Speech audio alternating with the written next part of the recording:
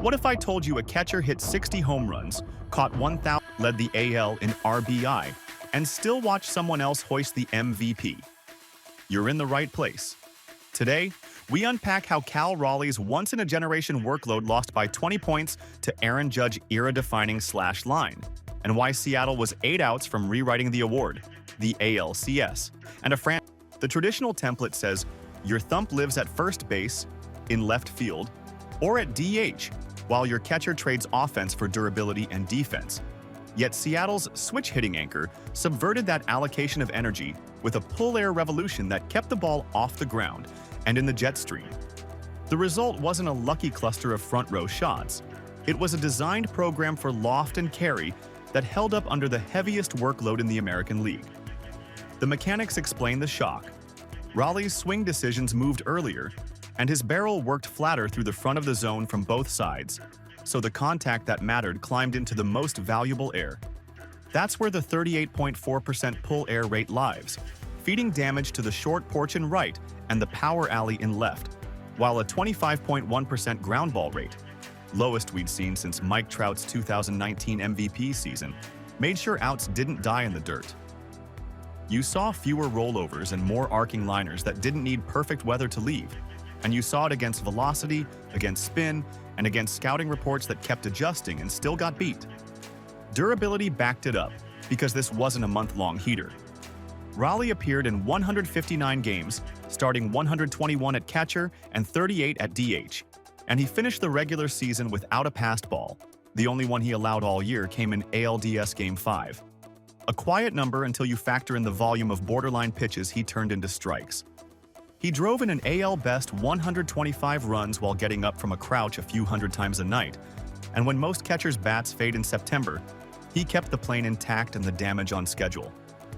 That's the anomaly, because the calendar usually wins, and this time it didn't. And he didn't arrive empty-handed on defense.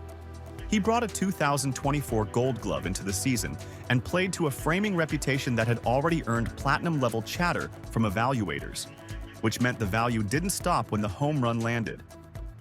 Umpire zones bend at the margins, and Raleigh kept stealing the edges, turning low 40% strike probabilities into called strikes with quiet hands, which changed counts and pitch selections for a rotation that needed a guide as much as a backstop. That receiving craft doesn't light up a leaderboard like OPS, but it shows up 100 tiny ways. The early count get ahead, the chase set up 2 pitches later, the bailout swing over a knee-high slider, and it pairs with power in a way the sport rarely sees. The pull air and the ground ball floor didn't happen by accident. They were the scaffolding that held up the home run tower. As a switch hitter, Raleigh maintained 2 swing shapes, and he tightened both so the barrel lived longer where damage happens, which also insulated him from the worst fatigue tax that usually drags catchers into the ground ball trap. He hunted his zones, he didn't have to cheat to velocity, and he kept his misses in the air, and over 6 months that's how you turn strong contact into a historic total. So the position that usually suppresses offense, by design, by duty, by the grind, produced the loudest power in baseball. That forces a correction in how we talk about positional ceilings, because a catcher cleared one of the sport's hardest bars while shouldering a pitcher management load that would flatten most hitters. He wasn't supposed to pair 1,072 innings caught in the regular season with top-tier thump, and yet he did, and the record book will carry that paradox in bold. At the end of the day, the analytics priced in a lot of things, but they didn't fully account for the compounding effect of a catcher's bat staying elite, while the legs handle every assignment behind the plate, day after day, travel day after travel day. Raleigh's season didn't just set a high watermark for catchers, it reset expectations for what the position can produce when mechanics fight fatigue to a draw. With this in mind, we need to look at why the award still tilted toward none other than Aaron Judge, because if a catcher can do all of that and still come up just short, then the model that decides value is favoring something else entirely. So how do you beat a catcher who hit 60 and carried a city all season long? You answer with an offensive line that breaks the model, and that was none other than Aaron Judge in 2025, because the slash alone, 331, 457, 688, tells you the zone belonged to him and everyone else was renting. He didn't just edge categories, he owned them, leading the league in average and in on-base and in slug, stacking a 1.144 OPS on top of 53 home runs and 114 RBI, with 137 runs scored and 124 walks and a barrage of total bases that turned every mistake into a deficit. This is where context matters because the margin wasn't narrow in the rate stats, and that separation is what voters see when they sort a leaderboard and stop scrolling.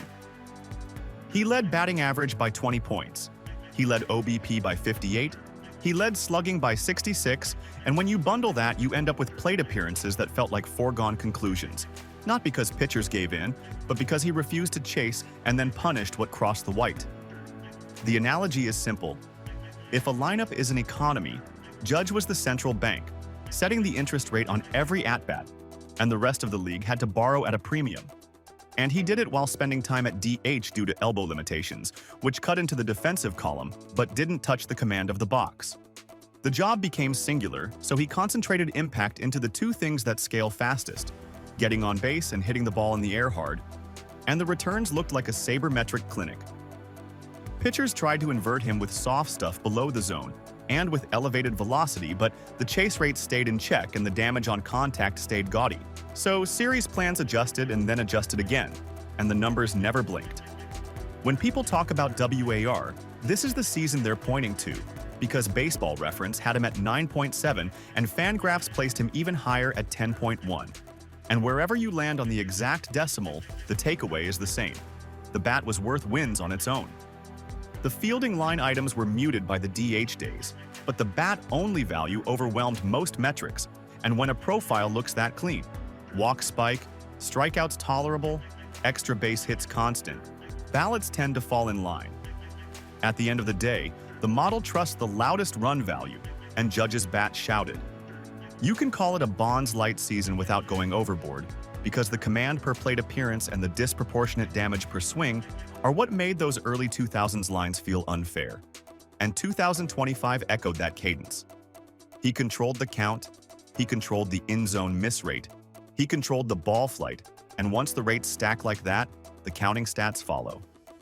53 home runs isn't just a total, it's the endpoint of a process where swing decisions give the power a clear runway, and that's what the tape showed all year. The odd part of the case, and what made it more controversial, is that the defense didn't need to carry anything here. And that runs counter to how we usually talk about complete seasons. Judge didn't need plus fielding metrics to define his value because the stick leveled the field by itself. And so the MVP file looked like an exercise in minimalism. Lead the rate stats, lead the run scoring, lead the walks, win the day. It reads clean because it is, which is why it travels so well across markets and voter philosophies. And while his Yankees crashed out early in October in the ALDS, the award doesn't factor the postseason. So the calculus froze on game 162 with a profile that felt inevitable to traditional and analytical voters. On a scorecard, that 331, 457, 688 line distills into an OPS that clears the room. And you can see how 13 names check a catcher's historic total. Then slide to the rate columns and circle the leader 3 times. The difference between admiring a season and ranking it first is often how tidy the case looks, and Judge's case was tidy. So when you hear people say the bat created separation on the ballots, that's what they mean. He ran away in the categories that have anchored MVP votes for decades, and the gaps weren't cosmetic. The model preferred the pure hitter, even if the position wasn't demanding, and the scoreboard favored the sledgehammer over the scaffold, because one swing changed more run expectancy than any single frame could restore in the margins. That's the incentive structure the award has built over time. But now, with this in mind, we need to interrogate the model that crowned him, because this is exactly where catcher value gets shoved to the edges, and where Raleigh's burden gets discounted in ways the box score can't show. If WAR is the compass, why did it point away from the most impossible workload in baseball? You saw the split that anchored every debate. None other than Aaron Judge at 9.7 by Baseball Reference, 10.1 by Fangraphs, and Cal Raleigh sitting around 9.1 by Fangraphs. And that tidy separation became the shorthand for a close race that somehow wasn't a tie. The model pointed at rate dominance and clean run creation, and it treated the catcher's tacks like background noise rather than the main event. But catcher value hides in places WAR hasn't fully illuminated, and that's where this turns. Framing, game calling, sequencing, staff management, and the cumulative cost of fatigue live on the margins of public metrics, and Raleigh lived in those margins all season long. When a catcher turns a 50-50 pitch into a strike, changes the next pitch type, and steals the outer edge again, the run value comes in drips rather than a single thunderclap of OPS, and those drips are hard to count in full. Start with responsibility, because that's the load WAR struggles to price. Raleigh managed a staff of 13 different arms with different plans and different tolerance for risk, which meant pre-game scouting blocks, catcher-pitcher meetings, and a slate of mid-game adjustments every night. You're tracking delivery times to cut the run game. You're shading targets to hide tells. You're resetting a rookie's heart rate after a missed spot. And you're doing it while building a pitch chart for the third time through the order. Fatigue isn't a side note here. It's an input that bends a fence, and public formulas rarely scale it to a catcher's reality. Squat, block, throw, repeat depletes the lower half, and most backstops see their bats fade because there's only so much power left for the launch window, yet Raleigh maintained lift and damage under that stress level. When a model compares him to a right fielder or a DH, it levels the surface and erases the extra costs he paid to keep the pitching staff functional. Think of it like the goalie analogy from hockey. A save percentage gives you a snapshot, but it won't capture how he directed traffic, handled puck movement behind the net, or stole a shot by reading a pass before it formed, and catcher defense carries the same problem. You get credit for caught stealings and a framing run estimate, but you don't get the full return for preventing a meltdown when a slider won't land, or for sequencing a soft contact inning after a leadoff double. Now add the receiving pedigree that followed Raleigh from 2024 into 2025. He went from Gold Glove recognition into a platinum-level reputation for quiet hands and zone manipulation, and that reputation wasn't cosmetic. It paired with a rotation that leaned into his edges and sequencing to squeeze extra strikes. When you stabilize Brian Wu's fastball at the top, set Bryce Miller's ride against a back foot breaker, and tunnel Logan Gilbert and George Kirby through the same pane of glass, the staff looks sharper than the raw stuff alone, and the catcher is the control tower. Public research on game calling and stolen strike value has improved, but it still undercredits the ripple effects of a well-called game and barely touches the compounding fatigue that suppresses most catcher bats. So when the ballots sort by WAR and see Judge clear Raleigh by a comfortable decimal, they miss that Raleigh's job includes value that tons of small edges create over 6 months. Those edges won't show up as a single number on the back of a card, and yet they tilt expected outcomes pitch by pitch. This is why the 20-point margin reads less like a verdict and more like a measurement gap. If you weigh positional scarcity the way front offices do in roster construction, a top-tier hitting catcher with elite receiving chops moves the needle in a way a similar bat in a low-demand position cannot. If you raise the weight on hidden defensive value, call it the catcher tax rebate, the race flips or at least dead heats, because the scaffolding that holds a staff up is worth wins that the model only half sees. And there's the fatigue cost again, because it's not just about catching a lot of innings, it's about catching them while still swinging with intent in the 9th after a night of blocking spiked breakers. A framework that assumes equal freshness across positions can't reconcile a catcher who sustains damage all season, so it treats the anomaly as luck rather than durability and skill. At the end of the day, Raleigh turned a punishing workload into stable offense, and that strains the formula. You and I can agree that WAR remains a strong compass, but in this case it pointed a few degrees off true north for the catcher position. Rate stats favored the pure hitter and hid the catcher's compounding duties, and the vote followed that path. With this in mind, Seattle didn't need a spreadsheet to understand the gap, because the standings had already reflected it before the ballots did.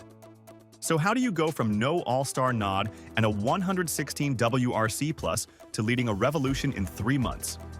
You start in January 2025 with a resume that looked incomplete. Gold Glove on the shelf, no Midsummer Classic, a bat that ranked 49th among qualifiers, and you let the skepticism hang in the air long enough to make the response undeniable. That was the backdrop, and it mattered because the gap between what the glove said and what the bat had shown became the tension line for everything that followed. Catchers don't usually rebuild in-season because the position eats your calendar and your legs. But Raleigh did the rare thing and changed the inputs while carrying the workload. He raised the pull air percentage and cut the ground ball rate, so the ball lived where slug happens. And he did it without sacrificing contact quality or zone control. The arc wasn't fluky. The batted ball profile shifted on purpose, so the power normalized at a higher level rather than arriving in bursts and disappearing when scouting reports adjusted. The mechanics tell you how. As a switch hitter, he had 2 swings to maintain, and he tightened both so the barrel entered the zone earlier and stayed through the front, which sent more contact to the pull side in the air and took away the easy rollovers. He simplified the move at heel strike, synced the upper half rotation with a steadier head, and aimed the sweet spot at that front third window where mistakes die quickly. It's the difference between chasing homers and building a conveyor belt for damage. That structural change freed his approach. He hunted zones he could lift and let the rest go. And because the bat path met the ball sooner, he didn't need to cheat for velocity or yank off spin to find pull power.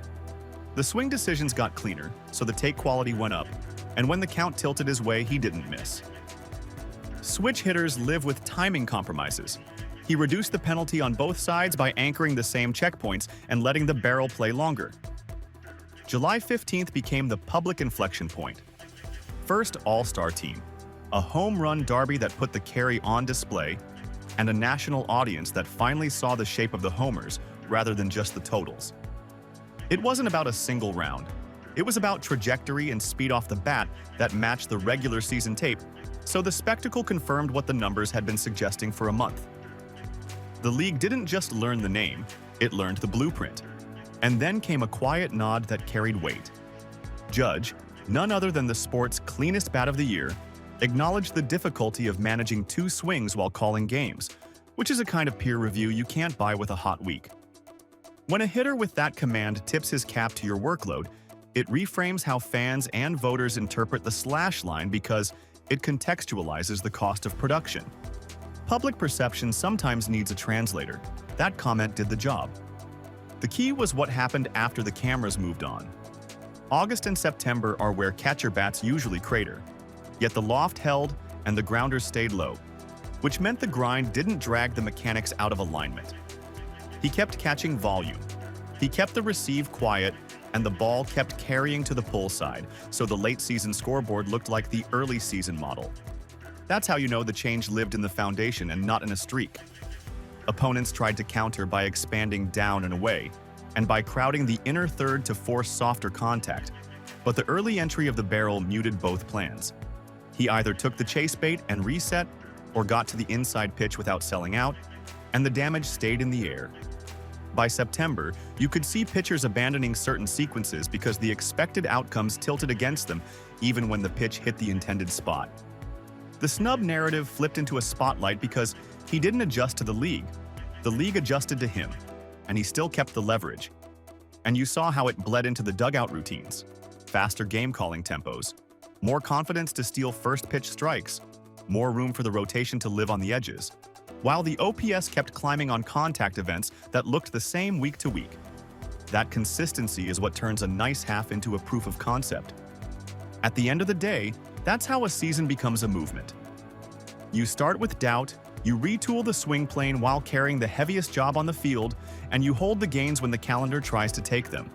The result forces the sport to rethink what a catcher can carry over 6 months without the bat fading into the ground ball trap. And it forces awards conversations to translate defensive workload into offensive context. And right on cue, the standings offered the next test. How close can you get to rewriting history and still be sent home? Fast forward to late September 2025, when Seattle finally sealed the AL West, their first division crown since 2001. And you could feel the city exhale as Cal Raleigh wore the gear again, handled the staff again, and set the tone without needing a microphone. A division title doesn't sound like a statistic until you match it to the cadence of a catcher's schedule, because he was the heartbeat and the primary receiver, and every series down the stretch turned into a two-front job.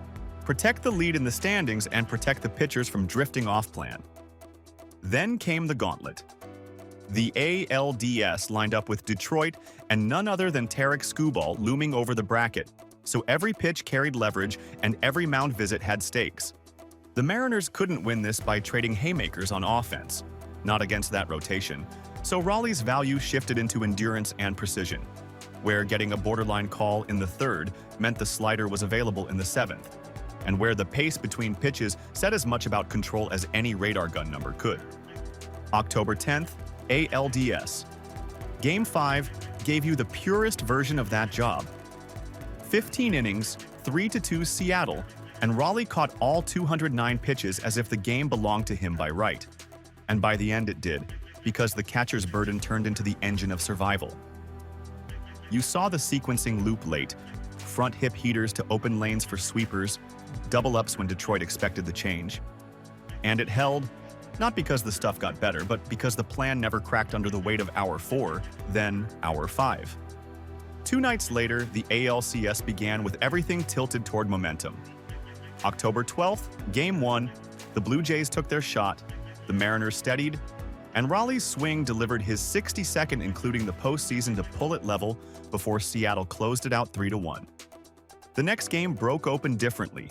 Contact all over the yard, a 10-3 win, and the city started mapping the parade route because the board set up 2-0 with the catcher who wouldn't slow down and a staff that trusted the edges.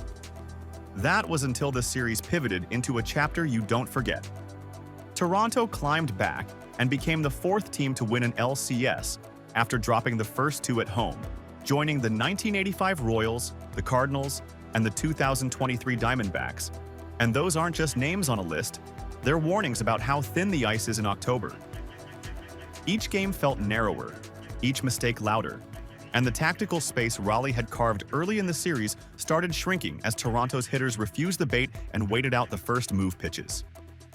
Game 7 on October 20th set up like a script with one last correction to write. Seattle led 3-1 in the 7th. The bullpen gates were timed to the heart of Toronto's order, and the calculus said 8 outs to the World Series with the catcher who had called them there over 2 weeks of tightrope baseball. Then George Springer got a pitch he could lift and sent a 3-run shot into the only part of the park where it could hurt most. And the board flipped, and the final read 4-3. You could point to 100 micro-decisions in that inning: first pitch selection, defensive alignment, whether to go hard in or soft away after the foul.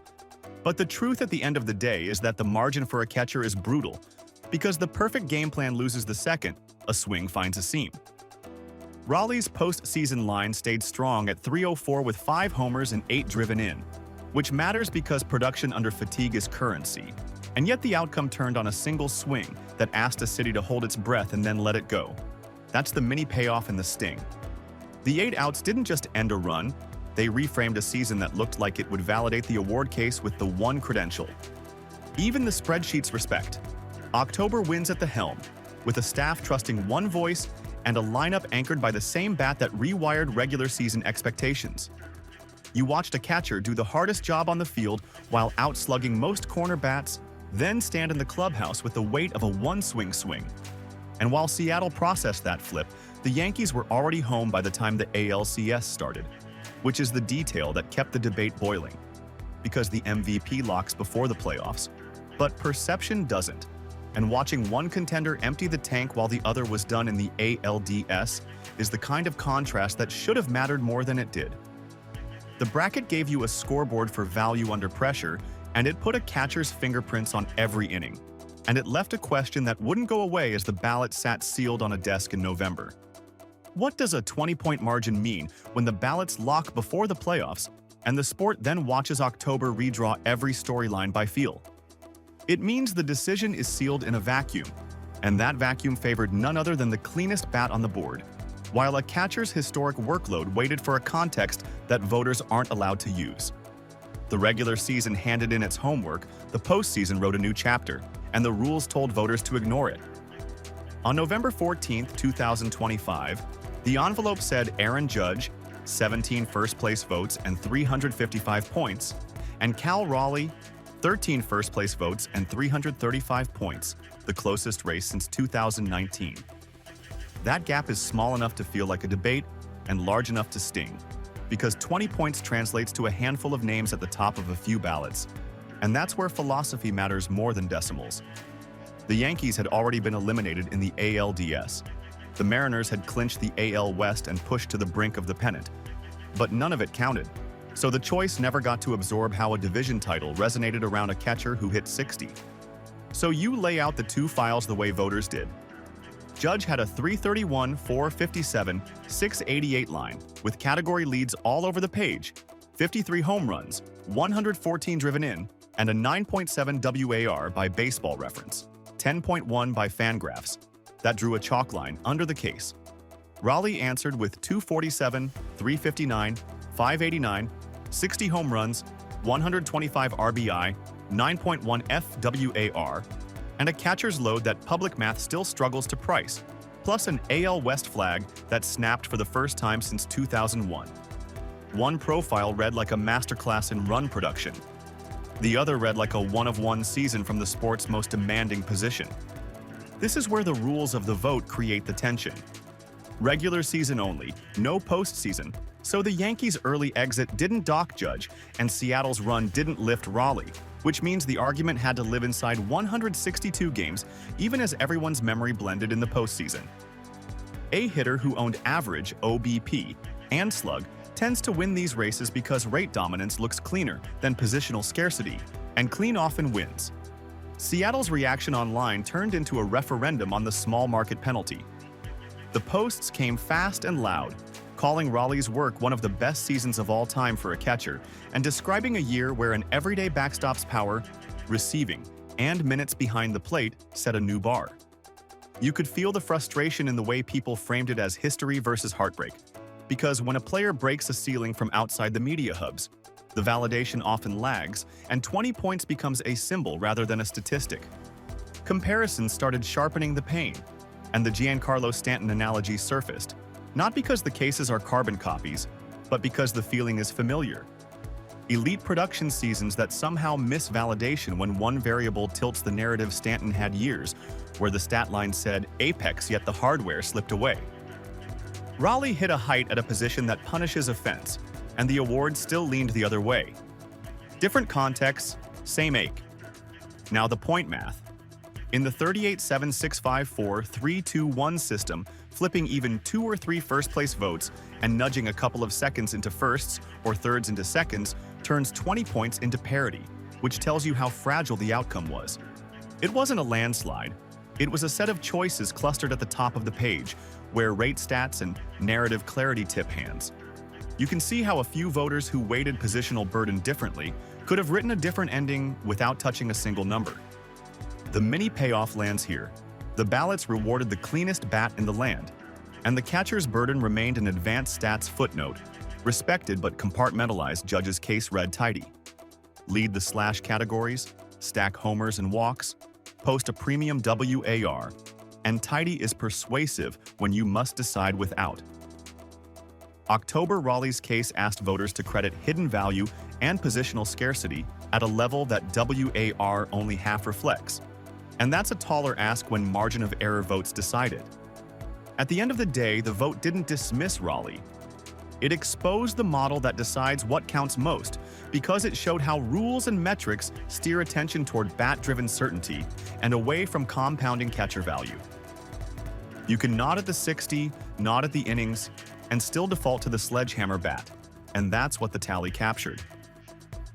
The debate wasn't about whether Raleigh was great.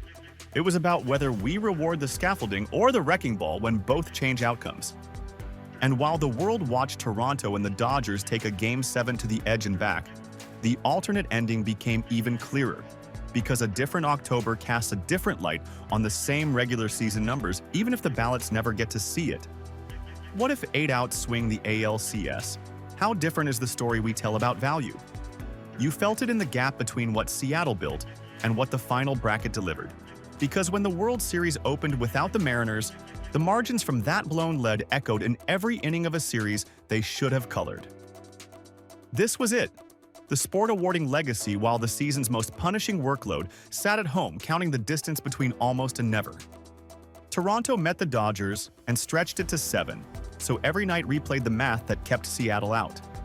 The matchups shifted, bullpens were rationed, and the leash on every starter sat at the edge of tolerance, which is exactly the arena where a catcher's value compounds.